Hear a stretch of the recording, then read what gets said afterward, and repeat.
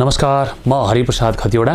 पौष शुक्ल पूर्णिमादेखि सुरु भएर माघ शुक्ल पूर्णिमासम्म कथा श्रवण गरिने यो श्री स्वस्थानी जगदीश्वरी परमेश्वरीको व्रतकथा आजबाट आरम्भ भएको छ।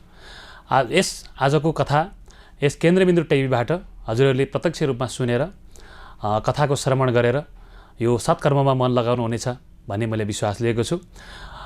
सर्वप्रथम कथा सुरु गर्नुभन्दा अगाडि फूल, बेलपत्र, दुबो लिएर श्री स्वस्थानी जगदीश्वरी परमेश्वरीलाई चाहिँ ध्यान गर्नुहुन म निवेदन गर्दछु। म कथाको सुरुवात गर्नुभन्दा अगाडि पुष्पाञ्जली। ओम एम वर्मा वरुडेन्द्र रुद्रमरुतस् स्तन्दु देवैस्तवै वेदै साङ्गपदाक्रमोणि सदै गायन्त्र्यं सामगा ध्यानं वस्तित तद्गतेन मनसा पश्यन्ति यं योगिनो यशान्तं न विदुसुरसुरगणादेवाय तस्मै नमः। श्रीमत्चन्दन चर्चितो जलबपो शुक्लम्बर मल्लिका मालालं कृतकुण्डलं प्रविलसान् मुक्तावली शोभिता सर्वै ज्ञाननिधान पुस्तकधरा रुद्राक्षि मालाधरा वाग्देवी वदनाम्बुजे वस्नुमे त्रैलोकी माता चिरं मुखं करोति वाचालं पङ्गुलं लगयति गिरिं यत्किरं तमः वन्दे परमानन्दमाधवं। नमो भगवते तस्मै व्यासयामि ततेजसे यस्य प्रदक्ष्यामि नारायणी कथामियं नारायणं नमस्कृतं नरं चैव नरोत्तमं देवीं सरस्वती व्यासं ततो जयमुदीरये। श्री स्वस्थानी परमेश्वरी देव्यै नमः। यसको महिमा यहाँहरूले योगीहरूले ध्यानमा राख्नु देख्नु भएको छ, जसको हामीलाई फूल र बेलपत्रले श्री स्वस्थानी जगदीश्वरीलाई ध्यानपूर्वक आरम्भ गरेर पुस्तकमा फूल चढाएर ढोकिसकेपछि हामी कथाको प्रारम्भ गर्दछौँ। श्री स्वस्थानी व्रतकथा प्रारम्भ। श्री गणेशाय नमः। अथ प्रथम अध्याय। अघि प्राचीन समयमा अगस्त्य मुनि आफ्नो आश्रममा बसी तपस्या गरिरहेको बेलामा एक दिन भगवान स्कन्द कुमार मयूरमा चढेर त्यहाँ फाल्नुभयो। अगस्त्य मुनिले भगवान कुमारलाई आसनमा राखेर स्वागत सत्कार गर्नुभयो। तत्पश्चात अगस्त्य मुनिले नम्र बाणीले सोध्नुभयो, हे स्कन्द कुमार, यो संसारको सृष्टि कसरी भयो? मलाई यस विषयमा जान्ने इच्छा भयो। ममाथि कृपा गरी आज्ञा भए आफूलाई धन्य सम्झने थिए। अगस्त्य मुनिको यो कुरा सुनेर कुमारजी आज्ञा गर्नुहुन्छ, हे अगस्त्य मुनि, तिमी एकचित्त भई सुन। अघि पदमकल्पमा यो संसारको सृष्टि हुँदा सर्वप्रथम परमब्रह्मा परमात्माको शिवको इच्छाबाट ब्रह्मा विष्णु रुद्र प्रकट हुनुभयो।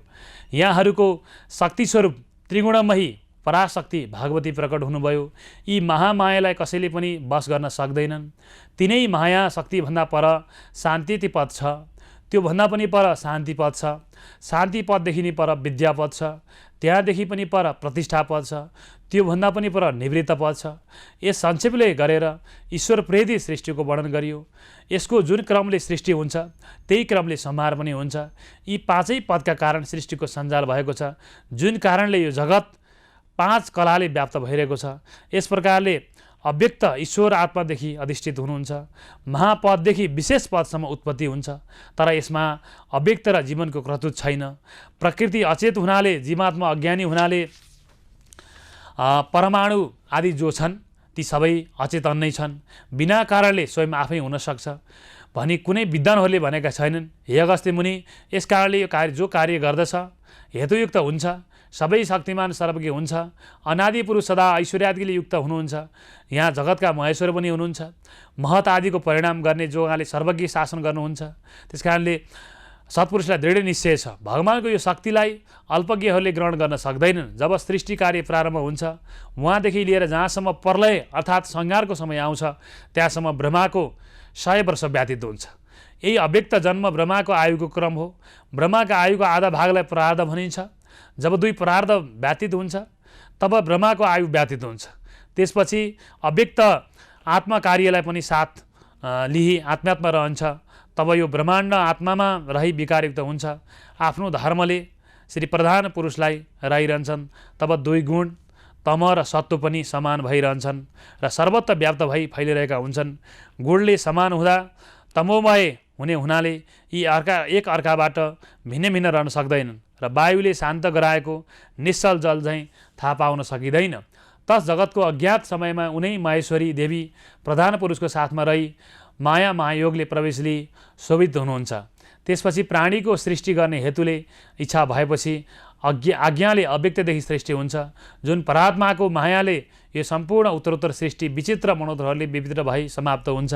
यी परात्मालाई जो मार्ग जानेहरू शब्द ब्रह्म भनी पुकार्दछन्। सबै प्राणीका विलक्षण परात्मा उनैलाई कोटि कोटि नमस्कार छ। हे मुनीश्वर, त्यसपछि प्रथम ईश्वरका आज्ञाले अधिष्ठित अव्यक्तबाट बुद्धिदेखि विशेषसम्म हुन्छ। यस क्रमले विशेष विकारबाट रुद्र, विष्णु, ब्रह्मा यिनी तिनै देवताको उत्पन्न हुनुहुन्छ। संसारमा कतै पनि नरहिकन शक्ति भएकी देवी हुनुहुन्छ। महेश्वर र महेश्वरीको कहिल्यै नाश हुँदैन। ज्ञान पनि अणेमदादि सिद्धिसहित भएर सृष्टि, पालन, नाश यी तीन कर्म उहाँहरूबाटै सम्पन्न हुन्छन्। कल्पान्तरमा फेरि पनि बुद्धि र मोहका निमित्तले भगवानले शक्ति प्रदान गरी परस्पर शक्ति धारण गर्नुहुन्छ। कहीँ ब्रह्मा त कहीँ विष्णु, कहीँ रुद्रकै शुद्धिगान हुन्छ। यसै कारण उहाँको सामर्थ्य धेरै धेरै नभई बराबर हुन्छ। यो वर त्यो वर, यो बढ्ता भन्ने हुँदैन, त्यो कम पनि भन्ने हुँदैन। जो अज्ञानीहरू भन्दछन् तिनीहरू नै राक्षस पिशाच हुन्छन्। तिनै ब्रह्मा, कालरूप, परपुरुष, महेश्वर रूप, चतुर्विध रूप तिनै गुणदेखि पर छन्। तिनीहरूको सर्वात्मक सर्वाधार शक्तिको उत्पत्तिका कारण भएका हुन्, जो लीलाले मात्र जगतको सृष्टि गरी आफ्नो रूपमा लीन भइरहेका छन्। ती ईश्वर सबैभन्दा पर छन्। यसै कारणले महेश्वर, प्रकृति पुरुष, ब्रह्मा, विष्णु, रुद्र र शिवात्मक हुनुहुन्छ। प्रधानदेखि पहिले बुद्धि आदि महत्त्व उत्पन्न भयो र महत्त्वको छुमगले सात्विक, राजसिक र तामसिक तीन प्रकारको अहङ्कारहरू उत्पन्न भए। तामस अहङ्कारबाट पञ्चमहाभूत उत्पन्न भए। त्यसै गरी अहङ्कारले विकार हुनाले इन्द्रिय पनि राजसीय अहङ्कारबाट उत्पन्न भए। इन्द्रिय दुई प्रकारका हुन्छन्, ज्ञानेन्द्रिय र कर्मेन्द्रिय। ज्ञानेन्द्रिय र कर्मेन्द्रिय पनि 5-5 प्रकारका छन्। 5 ज्ञानेन्द्रिय र 5 कर्मेन्द्रिय मिलेर 10 प्रकारका भए। एकादशौँ इन्द्रिय मन इन्द्रियका वेत्ता सत्वगुणबाट उत्पन्न भए। तामस अहङ्कारबाट उत्पन्न शब्द तन्मात्रादेखि आकाश हुन्छ। आकाशदेखि स्पर्श, स्पर्शदेखि वायु उत्पन्न हुन्छ। वायुदेखि तेज उत्पन्न हुन्छ। तेजदेखि रस उत्पन्न हुन्छ। रसदेखि जल उत्पन्न हुन्छ। जलदेखि गन्ध उत्पन्न हुन्छ।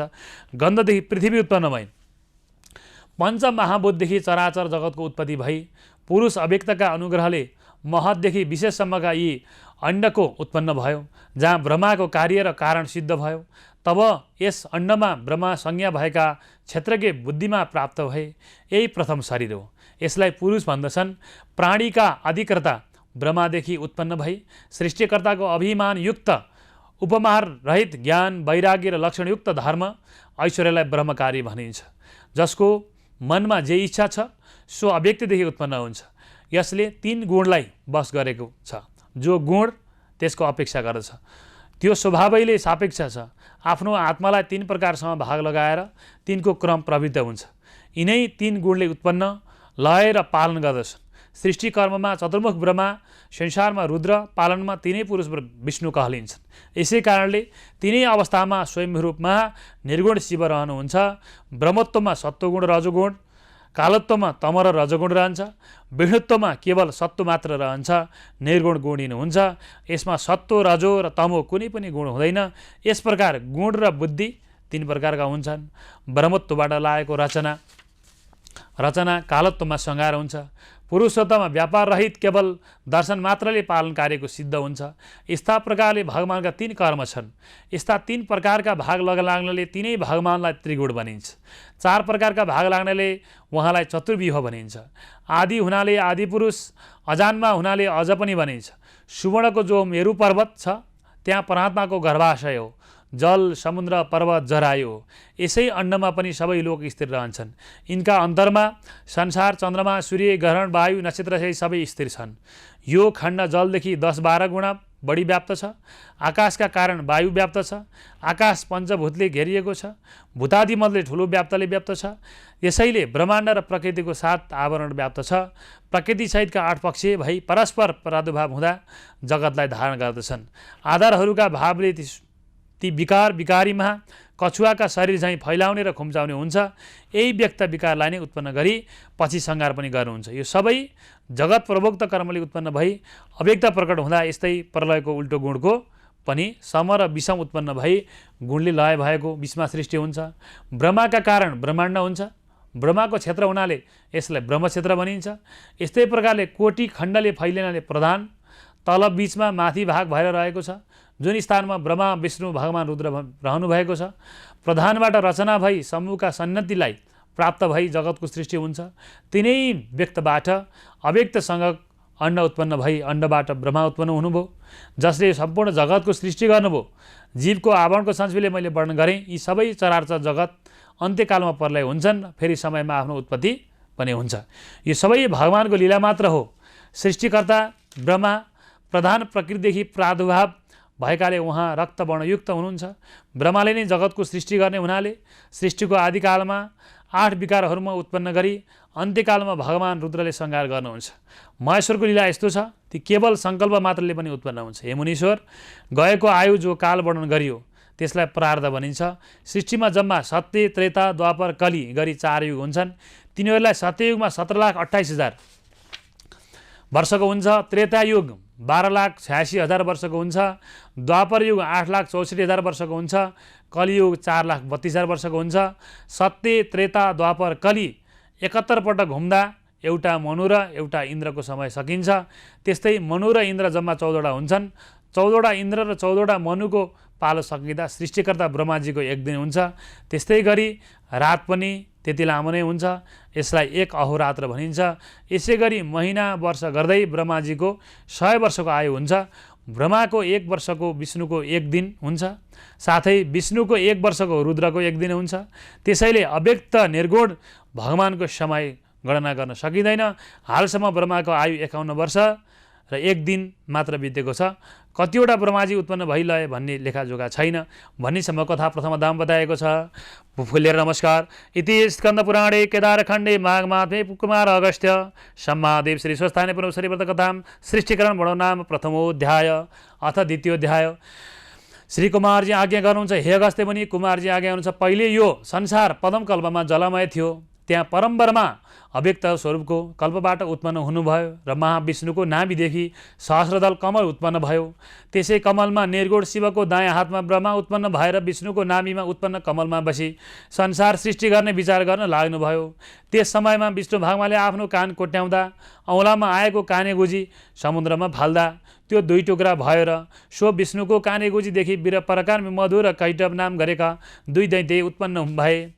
ती दैत्यहरूले कहाँ के छ भनी जलाशय संसारभरि भ्रमण गरी हेर्दा ब्रह्मा बसेको सहस्रदल कमलनिर पुगी कमलको डाँठ देखेर त्यसलाई समाती माथि गई ब्रह्माजीलाई देखि ती ब्रह्मालाई खसाल्न तयार भए। तब ती दैत्यहरूदेखि डराएर ब्रह्माले योगमाया भगवतीको आराधना गर्नुभयो। ब्रह्माजीको आराधनाले महामाया उमादेवी प्रकट हुनुभयो। योगमाया भगवती प्रकटी भएपछि ब्रह्माले बिन्ती गर्ने काम गर्नुभयो। हे ईश्वरी, हजुरलाई कोटि कोटि नमस्कार छ। विष्णुलाई जागा गराइदिनुहोस्। मलाई 2 जना दानवले ज्यादै दुःख दिए। ब्रह्माको यस्तो वचन सुनि योगमाया उमाले श्री विष्णुलाई जागा गराउनुभयो। श्री विष्णु जागा भई मधु कैटवलाई देख्नुभयो। ती दैत्यले पनि भगवान मधु र कैटवलाई देख्नुभयो। ती दैत्यले पनि भगवान विष्णुलाई देखेपछि युद्धको स्वरले आफ्नो ताकत देखाउन खोज्ने काम गर्नुभयो। दैत्यको चालले भगवानलाई दैत्यको क्षमता जाँच्ने मन भयो। त्यसपछि क्रोधले चाँडै युद्ध गर्न अघि सरी दिव्य 5000 वर्ष विष्णु र मधु कैटवको बीचमा भयङ्कर युद्ध भयो। मधु र कैटव दैत्य धेरै बलवान भएकाले भगवान विष्णुले पनि उनीहरूलाई जित्न सक्नु भएन। त्यसपछि भगवान विष्णुले साक्षात् महामाया भगवती मनमा स्तुति गर्नुभयो, जसबाट भगवती प्रसन्न भई दैत्यहरूको मनमा मोह ल्याइदिनु भयो। यो कुरा भगवान विष्णुलाई थाहा भएर भन्नुभयो, हे दैत्य हो, तिमीहरू धेरै पराक्रमी रहेछौ, म प्रसन्न भएँ, वरदान माग। यसरी विष्णुले आज्ञा गर्दा मधु कैटव दैत्यले अहङ्कार गरी, हे विष्णु, युद्धमा तिमीलाई हामीले जित्यौँ, अब तिमीले के वरदान देऊला? युद्धमा जसले हार्छ बरु त्यसलाई जित्नेसँग वरदान माग्छ। यसकारण तिम्रो इच्छा भएको वर हामीसँग माग। दैत्यहरूको यो मन भगवती महामायाको मोहजालमा परेको हुनाले उनीहरूले विष्णु भगवानलाई यस्तो वचन भन्ने काम गर्नुभयो। त्यो सुनेर विष्णु आज्ञा गर्नुहुन्छ, हे दैत्य हो, तिमीहरू धेरै बलवान रहेछौ। यदि तिमीहरूले मलाई वरदान दिने भए पहिले बाचा गर, त्यसपछि म वर माग्छु। भगवतीको मोहजालमा परेको दैत्यका तत्काल अहङ्कार उत्पन्न भयो र विष्णुका अगाडि मधु र कैटव दैत्यले भने, तिमीले मायाको वरदान हामी अवश्य दिउँला, यो हाम्रो बाचा भयो। उनीहरूले बाचा पनि गर्ने काम गर्नुभयो। साथै युगमा आफ्नो वचन दैत्यहरूले पनि पालन गर्थे। भने देवताहरूको त के कुरा। त्यसपछि विष्णु आज्ञा आउँछ, हे दैत्य हो अरू थोक के वर मागौँ, तिमीहरू दुवैलाई म मार्न सकौँ, मेरा हातबाट मर। यस्तो विष्णुको वचन सुनि मधुकैटभ दैत्यले भने, हे विष्णु तिमीले कपट गरी वर त माग्यौ, तापनि हामीले बाचा गरेको हुनाले दिन्छौँ। यस्तो मनमा विचार गरी दैत्यले यस जलामय संसारमा जलबाहेक अन्यत्रमा लगेर हामीलाई मार भनी आफ्नो बुद्धिले बाँच्ने प्रयास गरे। विष्णु भगवानले पनि दैत्यको इच्छा बमोजिम भनी ती दुवै दैत्यलाई काखमा राखेर सजिलोसँग मार्ने काम गर्नुभयो। ती दैत्यहरूको मासुबाट शीतकालमा तुषारले पानी झमै झैँ समुद्रको जलमा पृथ्वी उत्पन्न भइन्। हाड र नसाले पर्वत र पत्थर बन्यो। त्योदेखि ब्रह्माले अब संसार सृष्टि गरौँ भनी विचार गर्ने काम गर्नुभयो र सृष्टि गर्न लाग्दा भगवान महादेवको आराधना गर्ने काम गर्नुभयो। महादेवबाट आज्ञा भयो र हे ब्रह्मा तिमीले नारायणको आराधना गरी सृष्टिको काम गर। ब्रह्माजीले भने भगवान विष्णुको आराधना गरी विष्णुको आज्ञाले 14 लोकको सृष्टि गर्ने काम गर्नु। ती कुन कुन लोक भने भूलोक, भुवरलोक, स्वर्गलोक, महरलोक, जनलोक, तपलोक, सत्यलोक गरी 7 लोक सृष्टि गर्ने काम गर्नुभयो। यी लोकमा देवताको वास हुने गर्दछ। यसै गरी अतल, वितल, सुतल, तलातल र महातल, रसातल, पातल 7 लोकको चाहिँ लोक भए, जहाँ यक्षहरू वासनाभाग भएर बस्दछन्। यसै प्रकारले स्वर्ग पातालमा शासक गरी 14 लोक सृष्टि गर्नुभयो। फेरि द्वीप पनि सृष्टि गर्ने काम गर्नु। ती कुन हुन् भने जम्बूद्वीप, प्लक्षद्वीप, साल्मद्वीप, कुशद्वीप, क्रौञ्चद्वीप, शाकद्वीप, पुष्करद्वीप। फेरि 7 समुद्र सृष्टि गरे। ती कुन भने छुरोत समुद्र, इक्षुरोत्सोच समुद्र, सुरोत समुद्र, घृतोदक समुद्र, सुरोत समुद्र, दधिमण्डोक समुद्र, स्वादुदको समुद्र गरी 7 समुद्रहरू। यस्तै गरी जम्बूद्वीप क्षीरोद समुद्रले बेष्टित छ, त्यहाँ अग्निदक नाम गरेका राजा राज्य गर्दछन्। दोस्रो प्लक्षद्वीप, प्लक्षद्वीपमा इक्षुसर स्रोत समुद्रले बेष्टित छ, त्यहाँ हिमाजिह्वन राजा राज्य गर्दछन्। तेस्रो सालमली द्वीप, सुरोध समुद्रले बेष्टित छ, त्यहाँ यज्ञबाहु नामका राजा राज्य गर्दछन्। चौथो हो कुशद्वीप, त्यो कुशद्वीपमा घृतोद समुद्रले बेष्टित छ, त्यहाँ हिरण्यतर नाम गरेका राजा राज्य गर्दछन्। पाँचौँ क्रौञ्चद्वीप जो क्षीरोद समुद्रले बेष्टित छ, त्यहाँ धृतपृष्ठ नामक राज्य गर्दछन्। छैटौँ शाकद्वीप दधिमण्डोक समुद्रले बेष्टित छ, जहाँ मेधादिक नामका राजा राज्य गर्दछन्। जम्मूको विस्तार लक्ष्य योजनाको छन्, जुन कमलगढा जस्तो गोल भई 9000 योजना विस्तारमा फर्सेका छन्। यस्तै प्रकारले पृथ्वी सृष्टि गरी अष्टपर्वतको पनि सृष्टि गर्ने काम गर्नुभयो। कुन भने सुमेरु पर्वत, गन्धमादक पर्वत, कैलाश पर्वत, हिमालय पर्वत, त्रिकुट पर्वत, चित्रकूट पर्वत, चन्द्रकूट पर्वत, चन्द्रावत पर्वत। यसरी ब्रह्माजीले 8वटा पर्वत सृष्टि गर्ने काम गर्नु। हेगस्त्य मुनि त्यहाँ पछि ब्रह्माजीको प्राणीहरूले सृष्टि गरौँ भनी श्री महादेवको समीपमा दिव्य 12000 वर्ष अति कष्ट तपस्या गर्दा महादेव प्रकट भए दर्शन दिने काम गर्नुभयो। महादेवले आज्ञा गर्नुभयो, हे ब्रह्मा तिम्रो भक्तै म प्रसन्न भए वरदान माग। यस्तो आज्ञा शिवजीबाट भएपछि ब्रह्माले महादेवलाई नाना उपचारले पूजा गरी स्तुति गर्न लाग्ने। हे भगवान हजुर कस्तो भने आफ्नो मायाले ब्रह्माण्डको संसार सृष्टि गरी आफ्नै मायाले भुलाइरहेको यस्ता हजुरलाई कोटी कोटी नमस्कार छ। फेरि एक मूर्तिले पनि 3 मूर्ति ब्रह्मा विष्णु महेश्वर नाम हुनुभएका यस्ता हजुरलाई कोटी कोटी नमस्कार छ। फेरि संसार रूपी बगैँचामा मालिक सर्वव्यापी भइरहेको यस्ता हजुरलाई कोटी कोटी नमस्कार छ। हे ईश्वर हजुरको महिमा वर्णन गर्न अनन्त विष्णुले पनि सक्नुहुन्न भने म कसरी सकौँला। 1000 जिब्र भएका शेषनागले र स्वयं सरस्वतीले पनि हजुरको वर्णन गर्न सक्दैनन् भने मैले कसरी सकौँला। हजुरको प्रसादले भगवान पाताल पर्वत द्वीप समुद्र सृष्टि गर्ने काम गर्नु। अब यो सृष्टिमा रमाउने अनेक किसिमका प्राणीहरूको सृष्टि गर्न सकौँ। ब्रह्माको यस्तो विधि सुनेर महादेव आज्ञा गर्नुभयो, हे सुरश्रेष्ठ कर्ताले भएका तिमी प्राणीहरूको सृष्टि गर्नु भन्ने किसिमको वरदान दिने काम तिम्रो कार्य पुरा होस् भनेर वरदान दिइसकेपछि यस्ता प्रकारले वरदान दिनुभयो। त्यसपछि ब्रह्माजीले मनमनै हर्षित भई श्री महादेवलाई साष्टाङ्ग प्रणाम गरी सृष्टि गर्न भनी सुमेरु पर्वतमा जानुभयो।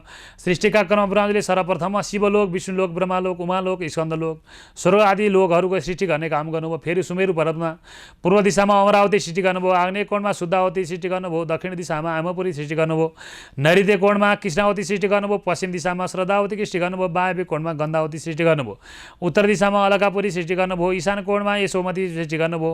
यसरी सृष्टि गरिसकेर स्थावर वनस्पति बोटबिरा जङ्गम 84 लाख किसिमका जीवजन्तु लगायतका मनुष्यहरू पनि सृष्टि गर्नुभयो। फेरि सबै प्राणी सृष्टि गर्न लाग्दा पहिले काश्यप आदि 100 ऋषि मुनिले चिताउँदैमा सृष्टि भए। फेरि अगस्त्य मुनि भन्छन्, हे स्कन्द कुमार तपाईँका वचनरूपी अमृतको रस मेरा कानरूपी जिब्रले बारम्बार पाउँदा अत्यन्त आनन्द भइरहेको छ। यस प्रकारले हजुरको सृष्टिको कुरा सुनाउनु भयो। अब देवता दैत्य मनुष्य कस्ता प्रकारले सृष्टि भयो यो कुरा सुन्न इच्छा छ, आज्ञा होस् भनेपछि अगस्त्य मुनिले भनेको कुरा सुनि कुमारजी आज्ञा हुन्छ। अगस्त्य मुनि काश्यप ऋषिका अदिति अदिति दिति कारा घोरा सिंहिका क्रोधा प्रादा बलिष्ठा विनिता कपिला कोदु मनु नाम गरेका 13जना स्त्री थिए। दितिका गर्भदेखि हिरण्यकश्यप आदि दैत्यहरू जन्मे। अदितिका गर्भदेखि सूर्य चन्द्र इन्द्र नाम गरेका 33 कोटी देवता जन्मे। दनुका गर्भदेखि दानव जन्मे। कारका घोराका गर्भदेखि गन्धर्व जन्मे। सिंहका गर्भदेखि राहु जन्मे। क्रोधाका गर्भदेखि क्रोध जन्मे। प्रादाका गर्भदेखि रम्भा जन्मे। तुलोत्तमा उर्वशी अप्सराहरू जन्मे। मनुका गर्भदेखि ब्राह्मण क्षेत्री वैश्य शूद्र चाण्डाल अन्याची मनुष्यहरू जन्मे। बलिष्ठा र विनिता गर्भदेखि अरुण गरुण साम्पति मयूर कोकिल चखेवा आदि पंक्षीहरू जन्मे। कपिलाका गर्भदेखि कामधेनु गाई सिंह शार्दूल बाघ हात्ती घोडा मृग जराय गैँडा खरायो आदि पशुहरू जन्मे। क्रदुका गर्भदेखि शेषनाग अनन्तनाग वासुकी नाग कर्कट नाग महापद्मनाग कुलेर नाग तक्षक नाग शङ्खनाग गरी अष्टनागहरूको जन्मे। हे अगस्त्यमुनि अब सृष्टि चक्रको विधि यस्ता तरले देवता ऋषि भन्दै गन्धर्व किन्नर राक्षस अप्सरा नाग मनुष्य पशु पंक्षी सृष्टि भएको देखि ब्रह्माले अब यिनीहरूलाई आहार पनि सृष्टि गरौँ भनी धान जौ आदिका नाना किसिमका अन्न सृष्टि गर्ने काम गरौँ। हे अगस्त्यमुनि संक्षेपले मात्र बताउँछु, अरू सबै कुरा पुराणहरूबाट विस्तारपूर्वक बुझाउँला। यति सृष्टिका कुरा बताएँ, अब तिमीलाई के सुनेछ भने कुमारले आज्ञा गर्दा अगस्त्यमुनि आज्ञा गर्छ, हे पार्वती नन्दन कुन भावमानमा कुन देवता छन्, दिक्पाल कसरी भए यो आज्ञा होस्। अगस्त्यमुनिको जिज्ञासा सुनि कुमारजी आज्ञा गर्नुहुन्छ, अगस्त्यमुनि कैलाश भवनमा श्री महादेव हुनुहुन्छ, उमा भवनमा भुवनेश्वरी पार्वती हुनुहुन्छ, वैकुण्ठ भवनमा कृष्ण हुनुहुन्छ, सत्य भवनमा ब्रह्मा हुनुहुन्छ, नैऋत्य भवनमा अरू ऋषिहरू हुनुहुन्छ। यति भूमना कुरा बताएँ। अब दिक्पाल कसरी भए बताउँछु। काश्यप ऋषिका पुत्र इन्द्रले हिमालय पर्वतमा गई धेरै कालसम्म कष्ट गरी तपस्या गरी श्री महादेव खुसी भई वरदान दिनुभयो। आज्ञा भयो रे, हे इन्द्र तिम्रो भक्तै म प्रसन्न भएँ, वरदान दिन्छु, तिमी पूर्व दिशामा दिक्पाल भयो भनी अमरावतीको अधिपति गराई पठाउनु भयो। फेरि अर्का तपस्वीले त्यसै गरी तपस्या गरे। महादेव प्रसन्न भए यमराज भनी नाम राखी दक्षिण दिशाको दिक्पाल भयो भने यमपुरीको अधिपति गरी पठाउने काम गर्नुभयो। फेरि एउटाले गई त्यसै गरी तपस्या गरे। महादेव प्रसन्न भए निरीति राखी नाउँ राखी नैऋत्य कोणको दिक्पाल भयो भने कृष्णावतीको अधिपति गरी पठाउनु भयो। फेरि एउटाले गई त्यसै गरी तपस्या गरी महादेव खुसी वरुण नाम राखी पश्चिम दिशाको दिक्पाल भयो भने श्रद्धावतीको अधिपति गरी पठाउनु भयो। फेरि 49 बाबुले गरी त्यसै गरी तपस्या गरी महादेव प्रसन्न भई वरदान ल्याऊ भनी आज्ञा गर्दा 49 बाबुले हामी 49 जनाले एकै हुन सकौँ भनेर कोही नदेखुन्, शब्दले मात्र सुनुन्, बलमा पनि कसरी जित्न नपाउन् भनी स्तुति गरे। वर मागे महादेवले तथास्तु भनी वरदान दिई पठाउनु भयो। वायव्यकोणको अधिपति गरी पठाउनु। फेरि अर्काले गई त्यसै गरी तपस्या गरी महादेव प्रसन्न भई कुबेर भनी नाम राखी उत्तर दिशाको दिक्पाल भयो भनी अलकापुरीको अधिपति गरी पठाउने काम गर्नुभयो। फेरि एउटाले गई त्यसै गरी तपस्या गर्दा महादेव प्रसन्न भई विश्वकर्मा भयो भनी नाम राखी ईशान कोणको दिक्पाल भयो भनी यशोमतीको अधिपति गरी पठाउनु भयो। हे अगस्त्यमुनि यति दिक्पालहरूको भएको कुरा बताएँ। अब महादेवको आदिशक्ति सतीदेवीको देहत्याग गर्दा उत्पात भएको कुरा बताउँछु, राम्रोसँग सुन। यस प्रकारले कुमारजीले आज्ञा गर्दा अगस्त्यमुनि भन्नुहुन्छ, हे कुमारजी सतीदेवीलाई महादेवले किन यसरी विवाह गर्नुभयो, साथै कसरी उहाँले देहत्याग गर्नुभयो, देहत्याग भएपछि के उत्पत्ति भयो, यो सम्पूर्ण कुराको विस्तारपूर्वक आज्ञा गर्नुहोस् भन्ने सम्भव कथा तित्यमो धनुभयो। इति श्रीस्कन्द पुराणे केदारखण्डे महागमात्मे कुमार अगस्त्य सम्मादेव श्री स्वस्थानी परमेश्वरी व्रतकथाम दिक्पालवर्ण नाम द्वितीयोध्याय। अब फुल लिएर बेलपत्र लिएर पुष्पाञ्जली लिन निवेदन गर्छु। पुष्पाञ्जली सबै श्रोता भक्तले पुष्पाञ्जली लिनुमा निवेदन गर्दछु। उपनयन्तु मङ्गलवा सकल जगज मङ्गला श्रीमान दिनकर निवेदित नवनलिन दक्षिण वीक्षण कृष्णकाले प्रसुत पर्जन्य पृथिवी सस्यशालिनी दशदम सर्वैतो ब्रह्मण सन्तु निर्भया अपुत्र पुत्रिणा सन्तु पौत्रिणा निर्धना सदना सन्तु जीवन्तु सरदा शतम तत्रैव गङ्गा यमुना च तत्र गोदावरी सिन्धु सरस्वती च तीर्थानि सर्वाणि वसन्ति तत्र यत्राच्युत कथार प्रसङ्ग या कुन्दी तुषार हार धवला या स्मृत विश्रावृता या वीणा वरदण्ड मण्डितकरः या श्वेत पद्मासना या वर्माच्युत शङ्कर पृथिवी वेदै सदा वन्दिता सामाङ् पाति सरस्वती भगवती निषेक जाड्यपः कायेन वाचा मनसेन्द्रियद्वा बुद्ध्यात् मनोवा प्रकृति स्वभावात् करोमि अध्यत् सकलं परस्मै नारायणायेति समर्पयामि। आदरणीय भक्त सज्जन, आज यो केन्द्रबिन्दु टिभीको पौष शुक्ल पूर्णिमादेखि आरम्भ भएर माघ शुक्ल पूर्णिमासम्म दैनिक गरिने श्रवण गरिने श्री स्वस्थानी परमेश्वरीको कथा आज द्वितीय अध्यायमा विश्राम गरिन्छ। सम्पूर्ण श्रोता महानुभावहरूलाई यो कथा श्रवण गरेर भगवानप्रति सच्चा मनले अर्पण गराउनु भन्दै म कथावाचक ज्योतिष पण्डित हरिप्रसाद खतिवडा बिदा चाहन्छु। हस्, नमस्कार, जय स्वस्थानी।